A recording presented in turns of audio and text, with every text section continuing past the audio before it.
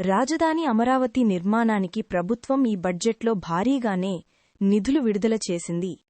6,000 కోట్లు ప్రకటించింది.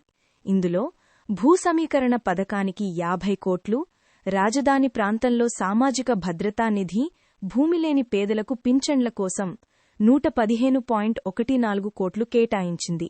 నిర్మాణ పనులకు 6,000 కోట్లు కేటాయించినా పనుల వేగాన్ని బట్టి కేటాయింపులు పెంచుతామని హామీ ఇచ్చింది.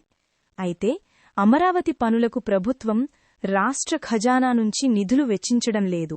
ప్రపంచ బ్యాంకు, హడ్కో వంటి సంస్థల నుంచి తీసుకుంటున్న రుణంతో రాజధాని నిర్మాణం జరుగుతోంది. ఆ ఖర్చునే బడ్జెట్లో చూపిస్తున్నారు. వివిధ ఆర్థిక సంస్థల ద్వారా స్వయం సమృద్ధితో నిధులు సమీకరించి అమరావతి నిర్మాణ పనుల్ని వేగంగా ముందుకు తీసుకెళ్తున్నారు.